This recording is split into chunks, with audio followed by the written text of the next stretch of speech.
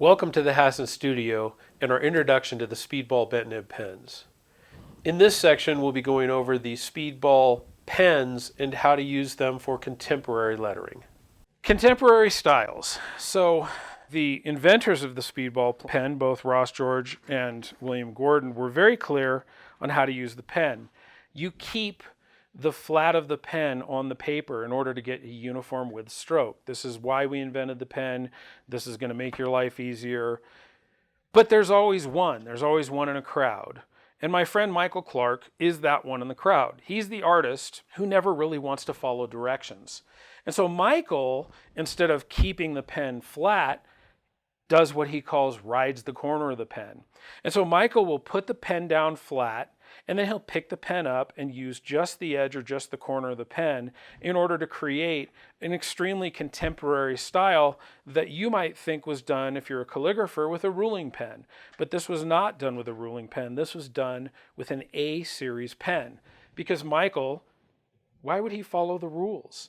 And so this particular piece that says writing on the corner, it becomes one of Michael's signature style. He's one of the only people that really said, I'm going to use this pen the way I want to use this pen. I'm going to push the limits of this pen instead of using it just to make regular old letters. And so here is a rhythm that Michael gets into where he will put the pen down flat. He'll pick the pen back up and make a thin stroke. He'll put the pen down flat again to make a downstroke, and so on and so forth. And so in the hands of a virtuoso, these pens can really sing. Michael's work has been published and viewed all over the world for a really long time. He also does the same thing with the round pen. And so he's taking this round pen and he's not starting with a flat and he's not ending with a flat. He's starting on the edge, putting the pen down for a thicker stroke, and then picking the pen up a little bit before he's doing. He'll come back in and he'll work with all these letters. And so you can see in Season's Greetings that he's worked with this pen as a virtuoso. He's worked with a very small pen on I Felt Shelter. When We Spoke by, is that Dickinson? Looks like Dickinson. And then Master Folk Artist, he's using the big thick pen, but then picking it up down at the end and starting and picking it up in different ways. So he's not maintaining contact with the paper the whole time. He developed from that Master Folk Artist, he developed a whole alphabet out of that. And then his original work on the lower left, and then the refined font that he created from that original work is called Sweepy. P22 Sweepy. If you're looking for that particular font online, you'll find it at the P22 Foundry. But this is how Michael works. Now, Michael does come back in and retouch in order to make the letters the way he wants. However, these are original works. So, and by the way, as long as he's going to use the pen incorrectly, why not use a couple of different pens incorrectly? So you'll see on the top, he's started out with a pen. You'll see the big thick strokes and the square endings, and then TEM, and then you'll see the P. He's come back in and used a B pen. So he's going back and forth using two different pens because why do it the way it's supposed to be done? At the bottom, Tempus Fugit, Carpe Diem, he's using the round pen, and again, he's using two different sizes of the same round pen in order to work with these letters.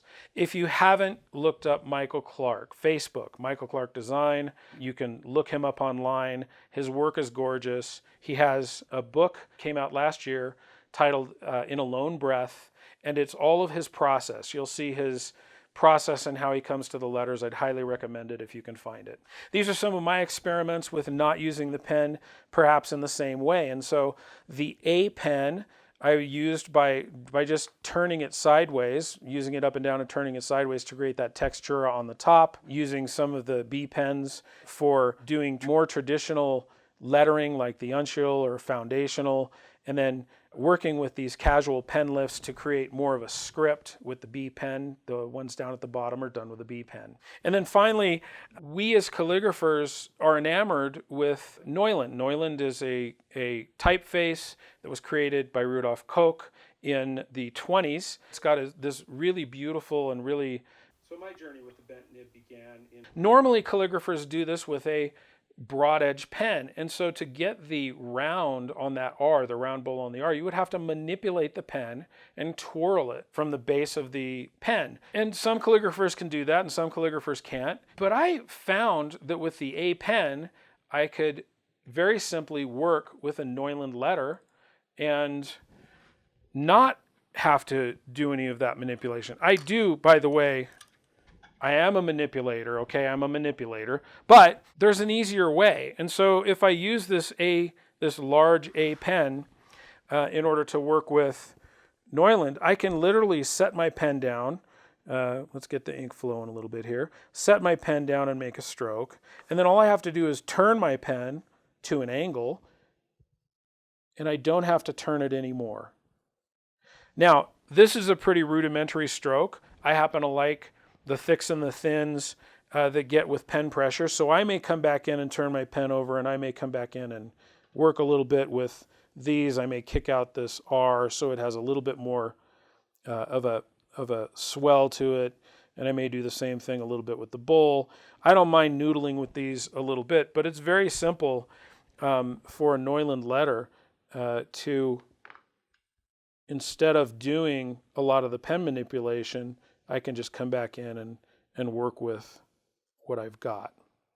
Some of the letters like the S you'll have to work with just a little bit, but in other cases, it's a very simple way in order to make these pens. I hope that this has given you some ideas on how to use these pens. I'd really encourage you to give them a try. And by the way, I've created a whole class on these bent nib pens.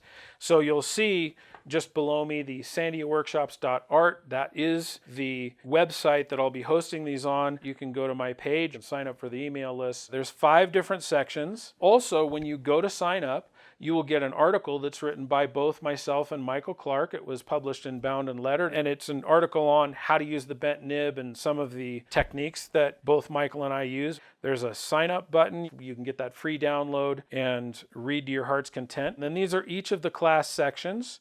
You'll be able to select an individual class or sign up for a package. So thank you for stopping by. I'll see you next time.